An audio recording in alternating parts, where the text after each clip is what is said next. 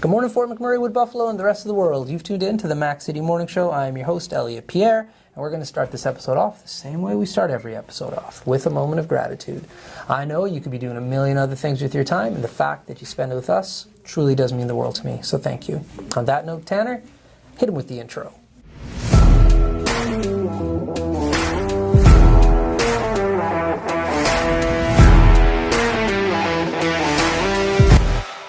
And we are back. Big shout out to McMurray Regional Law Office for sponsoring these weekend episodes. We are having a ball doing them. As you guys know, I do not introduce my guests because they can do a better job of that than myself. So can you please tell everybody at home who you are and what you're about? My name is Teena Reid. This is my second time with Elliot. I am manager and legal assistant to Miss Gogo. There we go. So I just interviewed, I believe, your daughter. You did. So explain that to me in regards to your children, how she got here. Like, let's hear about your kids.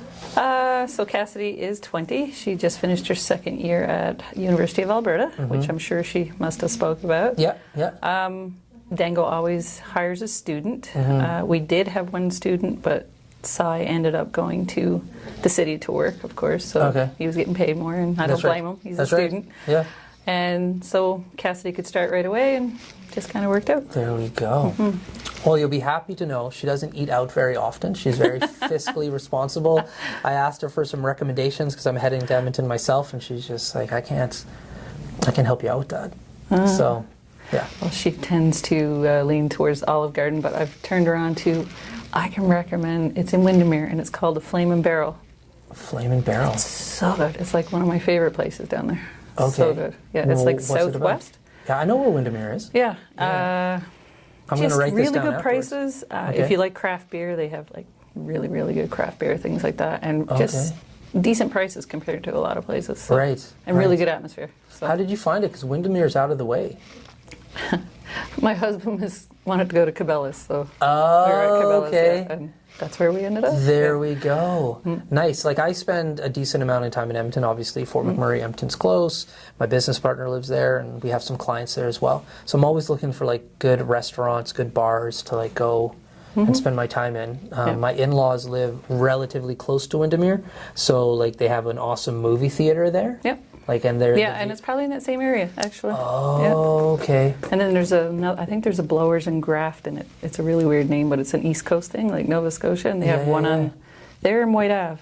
So good. So good. The one on White Ave is really good. And it's funny, when they opened up, I had just come back from Halifax. And supposedly, like, that is a Halifax spin-off. The founder of the restaurant, I guess, is from Halifax. And yeah, they nail it. Like, it definitely has, like, the East Coast flair for the food that you're eating. It's pretty close. Yeah, not the fish. But that's not their fault. Like, we are so far in Alberta for fish. Like, you can't blame them. It's good for Alberta. It's great. But it like, is. No, you're right. Me and Jay, when we literally had flown back in from Halifax, and we're like, hey, they have. We're just like, no, the fish was better in Halifax. For sure. Fish was dramatically better.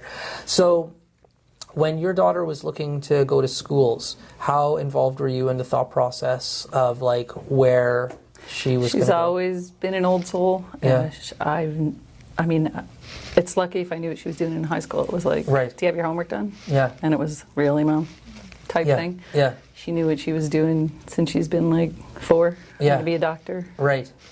And that's the great school to go. You, like we talked about, U of A, phenomenal for med. If like that's just the hospital, the U of A hospital there. Big shout out to them. And my take on it is, you do what makes you happy. Yeah. If you pick up garbage and you're happy, I'm happy. That's right. So, my thought process, and I think about this often because I have a little guy, and I'm like, okay, he's going to go to post-secondary eventually, but cost comes into play, and so many people and young adults, I should say, in Fort McMurray, like, it's a no-brainer to me. You go to U of A just because of proximity, and potentially if you really want to like stretch it out, Calgary. But like Alberta's a big province. It still takes time to go there.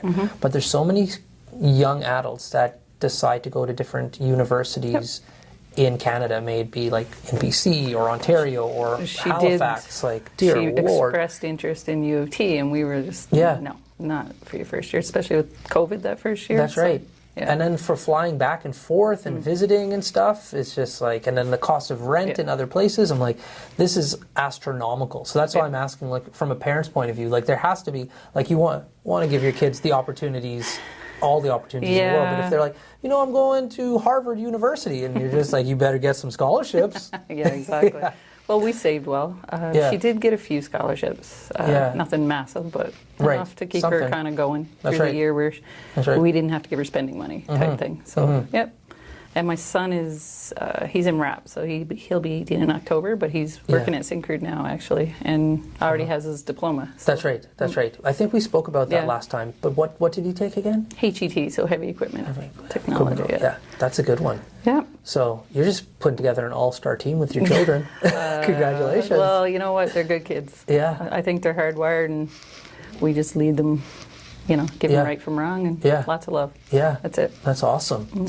So now you've listed 2 restaurants that you like when you go to Edmonton. Are there certain dishes that you go for when you're there, or like you just whatever? No, not really. I always I loved it, and their nachos are so good. Yeah. I just first thing came to mind when I think about Flamin' Barrels or nachos. Okay. And they're such a big thing of the craft beer. So and I'm not like big on trying different things, but some of their stuff is really good. I must say.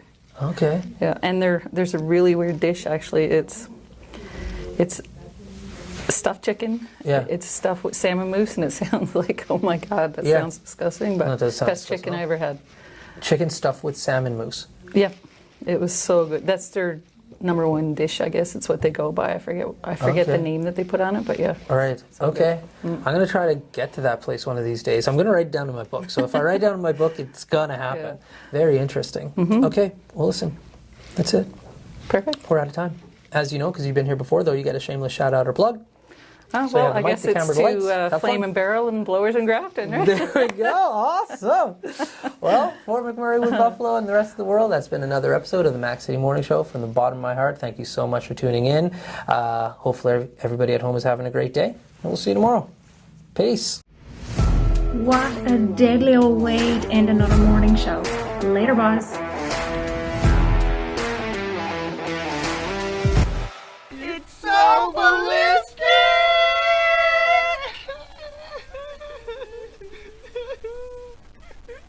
Talk about quenching your ugly thirst.